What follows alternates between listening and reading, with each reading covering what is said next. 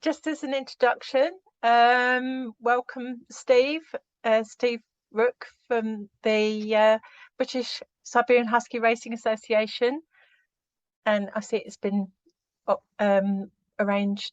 Well, it's been operating since 1996. Yeah, we founded it in 1996. I was a wee lad when we started this. We're now 26 years on, and wow, I mean, yeah, it's just gone from strength to strength, really. So yeah, really pleased with that. Brilliant. Okay, well, we've arranged this Zoom today just to help explain our new suggested dose protocol for sports dogs, and this doesn't apply just to Siberian Huskies. It's for all dogs that compete at any level, agility or canicross and that, or flyball. So this all started, to be fair, from when I got sight of a published paper from 2018, and we've now got quite a lot of evidence about the effects of photobiomodulation therapy for sports performance and recovery. But most of the studies obviously have been on human athletes. So I just had a bit of a sort of like a light bulb moment, I suppose, pardon the pun, as it's light, in how I could use the new recommended guidelines from human athletes and convert them down to our animal athletes, especially with the dogs. So I will start sharing my screen. This is all quite interesting because I have to be honest. I mean, I bought one of these Photizos after I'd spoken to you, Ruth, at some length, and also to Kaz Jones, who's one of your ambassadors, who also runs Siberian Huskies. And I bought one for a girl that started getting arthritis really badly in one of her pasterns. But having got one and having used one for I don't know how long, oh, it's a pretty picture of me. Having used one for that long, and I know Pete Jones does this as well. If you're active and you start getting bangs and scrapes and knocks and muscle injuries and stuff like that, you start using it on yourself. so I think it's it's interesting that this is all kind of going through the human athlete side of it. Yeah. And then there's kind of been further research and further further research, I suppose, on everything you've done since then. So it keeps on going and going and going, doesn't it? And I've had mine now for eight years or so, I would think. The research is just so dynamic. There's more studies being published all the time, and from when I think the academics wanted to, or the researchers wanted to start coming up with some dose guidelines, they didn't have many really good studies to work from, but and that was in about 2013, although there's obviously observational studies and good results on athletes, but they wanted to start documenting dose guidelines, because there is a phenomenal window of dosing, as we're realizing, with every application type where photobiomodulation or red light therapy is used, either for healing or pain relief. So and right from the word go, when Vetcare came out onto the market in the UK in 2012, 2013, there was already some evidence to suggest that it was going to be beneficial for the warm-up process, and certainly for injury recovery or helping with old injuries. But at that time, we didn't really have substantial dose protocols for that type of application. We knew what the doses were for tissue healing and pain relief, but not for athletic performance or endurance, that sort of thing. So I took advantage of that paper that came out in 2018, and then actually incorporated it into some CPD training for animal practitioners. But I suddenly thought, well, I can really help the guys that are competing with the dogs to really get on board with how they can use it in other ways, especially for, you know, any kind of sports. So that's where it came from. It's not an exact science, I have to say, but from the initial results that where I've introduced this idea of the suggested protocols for flyball dogs, one of the top level sports teams that have absolutely wiped the floor with, you know, that they've won more trophies than they've ever had before through the summer season. Okay. They've adopted this, especially with their top dogs. And interestingly, some of the older dogs that are still competing. So yeah, it's looking very promising that the additional dose guidelines are actually starting to work, you know, in that respect, because it is quite a different type of dosing than, as I say, for wound healing or tissue healing. Yeah, because I guess you've got to really kind of drill in deep, haven't you, for muscles and stuff like that, you know, tissue. Yeah. Some of it's very, very deep inside the body. That's right, and it's also because, you know, with the muscle, you know, the primary or the key mechanism is in the mitochondria. We know to pump out more cellular energy, and your muscles are absolutely jam-packed with mitochondria. And if you're asking the body to perform even more in a sports environment, you know, then it makes sense that you would need more from the therapy really to fire up, or to, you know, to the mitochondria need more basically. So anyway, so that was Steve on the first slide in action, but just to recap with how infrared, near infrared and red light therapy, or the scientific term of it now is photobiomodulation. It's used for musculoskeletal and soft tissue injuries, natural pain relief for any acute or chronic pain. So in dogs specifically, you're using it arthritis, elbow, hip dysplasia. Got good reports on the Photizo UK website about using it for IVDD situations as well as many others. Obviously, post-operative wounds, any scrapes and wounds that, you know, from accidents. And, you know, in people now, you know, with any skin disorders, psoriasis, eczema, it's very helpful. Generally with muscle pain, and we know that it's very effective for delayed onset muscle soreness from exercise. And going into the use with people, you know, it's been used for many years for anti-aging, regenerative skin. And now there's big red light panels for general wellness that people bathe themselves in with the same I've seen those wavelengths as in Photizo, but obviously using a little device like Photizo, where you've got an actual dose within the machine, and an area of focus as well, I think. Yeah, it's a more targeted way to use this modality. That's the word I'm looking for. Yeah. And it's all really exciting ongoing research with brain trauma, Parkinson's, maybe even Alzheimer's, using it on the gut microbiome, eye disorder, stem cell research. So it's a phenomenal modality that I think we've only scratched the surface of, really, to be honest, in how it can be used. People get mixed up and ask a question about seasonal affective disorder, SAD, but to be fair, that's more that's a different light therapy with using full spectrum light. So I just thought I'd mention that. So the where this sports protocol has come from, it's from a publication in the Brazilian Journal of Physical Therapy, published online December 2018, and it's all available online if anybody wants to click onto it. And the subheading is clinical scientific recommendations for the use of photobiomodulation therapy in exercise performance enhancement and post-exercise recovery. Current evidence and future directions, because as I say, the research is really dynamic, and we've probably since 2018 we've got even more published results to actually work from.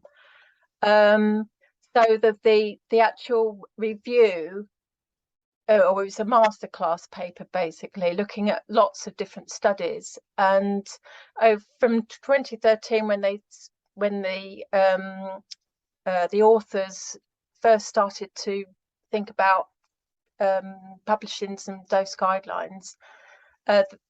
Initially in 2013, they didn't have quite enough evidence, documented evidence, but by 2017 there was 39, and they thought really that was enough for identifying this therapeutic dose window, which is, there's a dose window for tissue healing and wound healing as well, really concentrating on large small muscle groups. So that was quite, you know, good enough evidence for the IOC to recommend photobiomodulation therapy as a therapeutic agent to improve muscular recovery. That's a fairly good endorsement, really, isn't it? Yeah. I know that in the 2016 Olympic qualifiers, some of the track and field American track and field team took part in studies with the big, you know, panels, kind of screens or something. Yeah. So the dose guidelines, you can say that it's all very, very readable in that paper. You can go into the dose guidelines section. So with athletes, looking at endurance athletes and strength training, they identified large muscle groups. The dose guidelines that were set down was minimum 120 joules, maximum dose 300 joules. Small muscle groups, minimum dose 20, maximum dose 60 joules. So I just did some Googling, and I thought, right, well, what's the average weight? You know, what's like an average weight of an athlete, especially maybe an endurance athlete? And actually, according to the digging that I did, there's actually not much difference between a female and a male athlete. So we came up with the, you know, average weight 72 kilos, and taking that weight, we can now convert those guidelines down to the various canine athlete weights, and identify what are the key large muscle groups and the small muscle groups that may take a part in any kind of canine sport. So we got Sarah Darling from Canine Gait Massage to put this great little diagram together to help identify those particular muscle groups. Now, you know, that's not saying that every single muscle group has to be has to receive a dose. You know, I'm guessing that most people in canine athletes would know which muscle groups would play a part in their particular sport anyway, but and also maybe concentrating on where there might have been a previous muscle injury. But anyway, that gives us a good sort of basis of where to apply the Photizo. But as always, if you suspect there's an injury, you know, you need to refer to your veterinary professional. So in terms of, sorry, yeah. so just kind of going back on some of this, the original reason that I bought a Photizo was to actually help one of my girlies who was young. Well, in terms of sled dog running, she was only about sort of 6 or so at the time, but she started to develop quite bad arthritis on one of her pasterns at the very bottom, right, sort of on the ankle joint. So how does this kind of take him on board any of that type of stuff? So almost rather than using muscle groups, how it deals with something like that? I mean, because I used to wander it around and kind of give a, I think it's 31-second dose, isn't it? One dose is 31 seconds. So I'd give her kind of a minute on each side. Yeah, absolutely. And where you've got maybe old scar tissue formation, which, you know, there's quite often a restriction with those scar tissue. So what we what we're sharing with animal therapists is that it has been shown that, you know, the red light helps to remobilize that scar tissue and helps to you know, just help with any restrictions around an old injury, for example. Yeah. And works even better obviously when, you know, you can incorporate it with any ongoing physiotherapy to help keep that scar tissue as mobilized as possible. But the same would apply, or at least in a scar tissue situation, one dose all around that area that might, you know, have a little bit of restriction. Yeah. Yeah, so it's the same principle, to be honest, Steve, with how you would apply the Photizo, but more in a proactive way. Yes. So you don't wait for an injury to happen. You're just helping with the muscle performance and helping muscles recover as much as possible. Yeah. So say we have got the complete chart. I've only done it at the moment for dogs weighing from 7 kilos up to 30 kilos. So I'm not quite sure with the Huskies what weights they might go up to. Yeah, you'd be hard pushed to get something over 30 kilos, really. They're really athletic. Yeah. I mean, they tend to be on the more slender side. For sure. Yeah, it's, you know, they're just sheer muscle, aren't they? Yeah. So yeah, I've got for every kilo in weight right up to, well, from 7 up to 30 kilos. So for instance, on you know, your 7 kilo pooch, it shouldn't, you know, you might get some 7 kilo agility dogs and even smaller than that actually. So that's a 9% in difference of weight. That's 9% from taking it from a 7 to 2 kilo starting point, really. Yeah. Starting point. Yeah. So you equate down the minimum maximum dose guidelines. So the minimum dose in joules, using starting off from the fact that Photizo Vetcare in 31 seconds gives you 6 joules. So your large muscle group minimum dose, that equates to a 10 joules of energy into that area. So that would be 1 to 2 dose cycles, 2 probably in a sports environment, you know, for sports benefit. Yeah. Maximum dose, being 27 joules, that would equate to 4 dose cycles. Okay, if that makes sense. Yeah. So your small muscle groups, not so much, obviously, because they're smaller.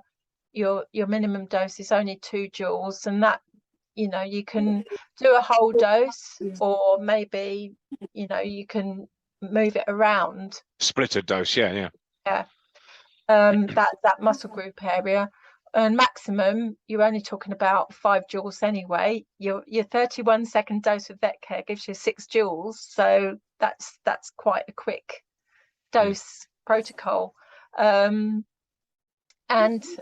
yeah, obviously as the weight goes up, obviously the dose cycles go up, where you've got, you know, your 30 kilo canine athlete, you're talking about a minimum dose of on a large muscle group of 49 joules, which is, you can go up to 8 dose cycles in that area with the Photizo. So ideally you want to keep the lens in one place so that area of muscle gets a complete dose with all the pulsing as well. Move it to the next area, and you can use up to maybe eight doses, and that for sports performance that would be the minimum. Whereas if you really wanted to go, if you're really intensely training, or it was an important, you know, competition coming up, you might want to consider upping it to more closer to the maximum, which would, you know, you wouldn't do any harm by doing up to I mean, but you doses. look at 2021 doses, that seems like an awful lot, but it's 10 minutes. Only 10 minutes, isn't it? Yeah, that's the thing, you know, there can be a lot of red light devices, especially LED, which are not quite the power of something like Photizo, but the LEDs are powerful, and you know, the output is on a par really with some of the cluster probes that you get from low-level laser the class 3B low-level laser devices. So that the actual the masterclass paper, they were looking at the effects using lots of different devices that were low-level through class 3B proper low-level laser and LED devices. And you know, if you're using comparable dose or power output, then you know it's pretty much the same results. So that just gives you an overview. As I say, I've got a whole complete chart for you know, in going up to from 7 to 30 kilos. So we've got little card handouts that we can give out at events. You know, just take dog's weight. If you know the dog's weight, it does help. I mean, you don't have to be exact, but that just gives you a little bit of a starting point with all your club members at BSHRA who may already have a Photizo that really want to get on board with the idea of using it proactively. Yeah. So this is the thing that you sent me over. So am I all right sharing that with our competitors? Okay. That's grand, because that's got everything in. You know, if you know the weight of your dog, the exact weight of your dog, or pretty close, that gives you everything that you need to know on there on that chart. It's wonderful. Yeah. So so just a one sheet, two-sided chart, and if anybody's got any dogs that are over 30 kilos, they probably need to email me, and I'll do some extra sums and come up but I guess if you've got I mean, I'm just taking extremes here, but if you've got a dog that's 40 kilos, you can just double up the 20 kilo dose, can you? Does it work strictly mathematically like that? It would come out mathematically like that. Okay. Actually, worth knowing, no? Yeah, I think the starting point is to go back to your 72 kilo athlete and then work out what percentage it is for 40 kilos. It might work out as double. I'm not entirely sure. Haven't looked at yeah. Should do if it's strictly percentage wise. Yeah, I'll have a look at that. That's quite interesting. Interesting. So I look at I've got 15 kilo dog here. I'm looking at the chart separately. So actually you're probably right, Steve. I think it does work out that way. Yeah, it does work out double. You've got 25 and 4, 25, sorry, and 25, 25 and 4 joules. Yeah, on a 15 kilo 49, dog, it works out. Yeah, maximum dose cycles on a large muscle group is 10 to 11. There you go. I've just saved you a whole load of work there, haven't I? Oh, you have. Oh, brilliant. Okay. So just to give folk a little bit more guidance, you know, there's always some extra questions. You can, it's not using the maximum number of doses in one spot. You actually, I would say, move the probe around that muscle group area. Walk it around, yeah. Yes, yeah. Once you've done one dose in one spot, next area, another dose, next area, another dose, and that sort of thing. And preferably in direct contact with the body with slight pressure is what was documented in this masterclass paper. But if I do realise that some dogs are a little bit sensitive, and you know, really the further away you're getting the Photizo lens off the body, the level of the dose that you're applying into that tissue actually reduces quite considerably. So no more than 1 to 2% off the body, or maybe if you're having to do it off the body, you think about maybe double dosing in that area. Okay. Two presses of the button. They were obviously, from the paper, from a study perspective, they were really, really specific about the when to apply, and it was being suggested for the purpose of the study to, for endurance training, obviously the huskies are endurance athletes, maybe 5 to 10 minutes before and after, but you know, when you've got a lot of dogs, that's really not viable. Before and after is preferable, but not and hyper as well. And hyper as well. I mean, I can't imagine trying to Photizo all my team before they 10 minutes before they go out, because you want they're them very quite leery calm. at that point. Yeah, you want them quite calm, but afterwards it's dead easy though. Yeah, and to be honest, you know, it's I always try and get people to think or get their heads around the fact that using this modality is very much like using light as a nutrient, and it's about little and often, has a cumulative effect in the body, in the cells. The more regularly you can apply it, the better the body, you know, it can, you know, there is a cumulative Receives effect it, yeah. in the cells. So if it becomes part of the general routine and used regularly throughout the week, you don't necessarily have to take the same sort of situation as they did in the study, and in saying, oh yeah, 5 to 10 minutes before and after. But initially, to maximize the effects of what this sort of use can do for your canine athletes, it's, you know, if you're in the middle of the racing season, which you are now, just perhaps think about, maybe if you haven't been doing it that often, then use it on a daily basis if you've got the time. Okay. Especially say during frequent competition training sessions, and then you know, once that first week or two is, you've got that out of the way, you can then swap to back to that maintenance dose, or maybe, you know, the morning of a competition, you know, a rally, you can do it if you've got the time, and just general maintenance, even throughout, you know, the summer season for your guys. Certainly the girl that I had that had the arthritis in the wrist, she was, I was Photizoing her very regularly during the summer, because it was the inaction that was causing her the problems, the stiffness. So all the time that she was training and stuff during the winter, it was nowhere near as much of a problem as it was during the summer, when we weren't necessarily training so often because of the weather and the heat and the humidity. Whereas during the winter, they're kind of almost day on, day off. So that kind of eased everything up.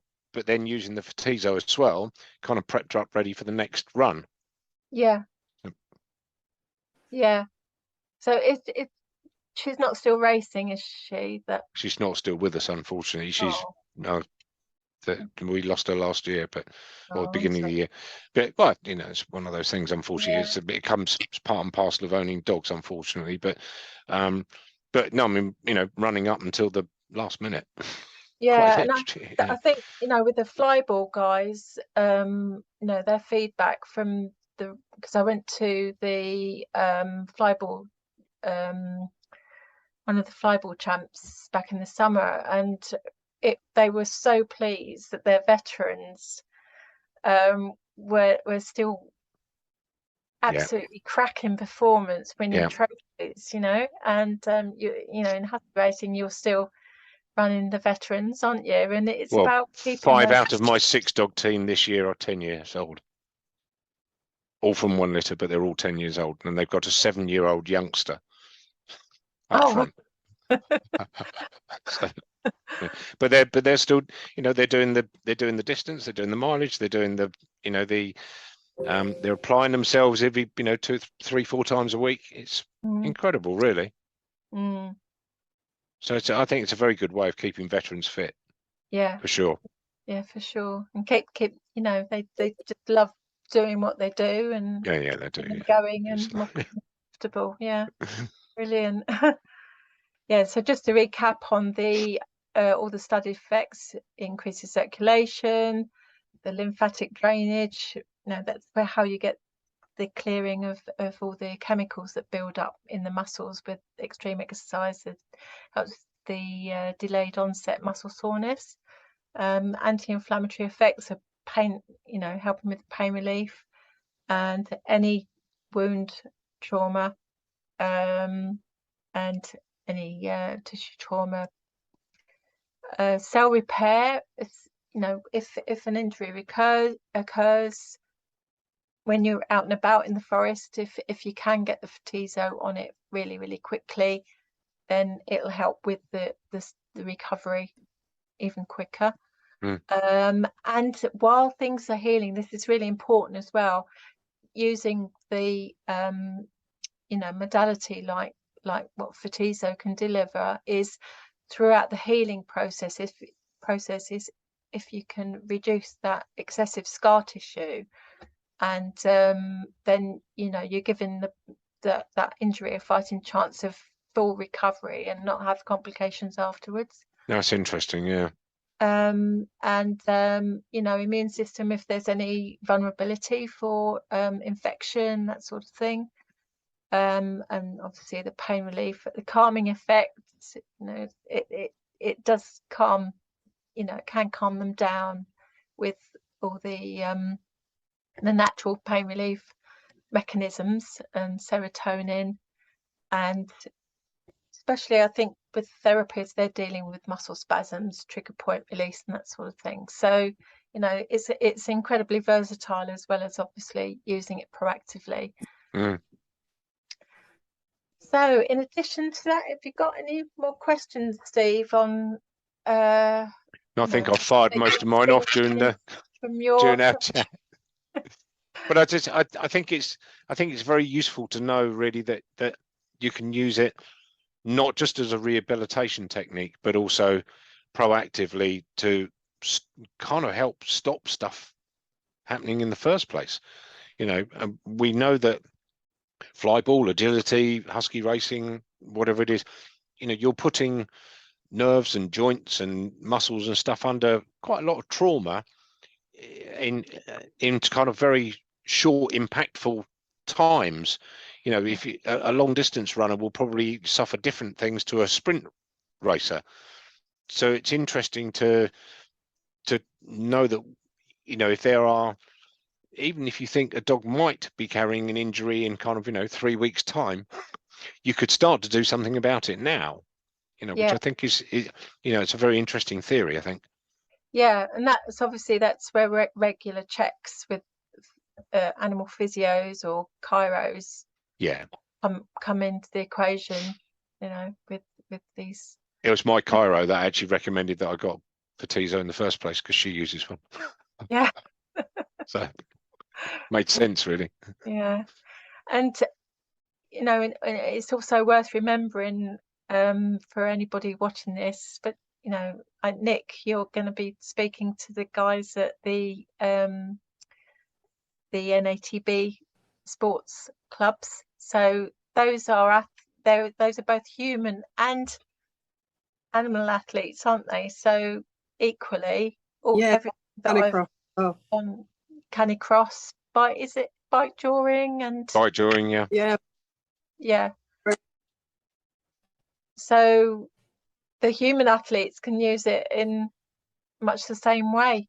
You know, they've got some niggling areas, and, you know, really, you know, quite have a bit of a struggle with recovery and muscle pain. I mean, hopefully, if they're training well, then, you know, they don't suffer too much. But you know, every little helps. And if you're competing at top level, elite level, you know, it can be the difference between winning and being the first loser, which is what my other half says. Yeah, very nicely put. Very tactful.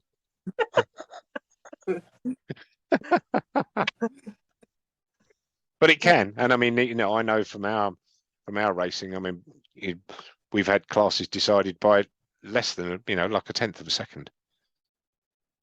You know, it's you know, 1 foot slightly out of place on a corner. So it's I mean,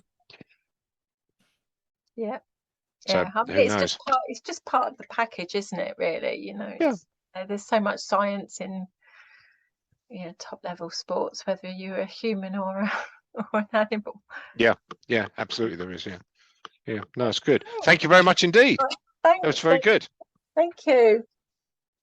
And yeah, if any of your club members have got any questions at all, just fire them back and let me know, and we can do some answer Responding and digging put, about put, and stuff. put them on our FAQ page on the website. Oh, that's a good shout. Yeah, excellent. Okay, thanks.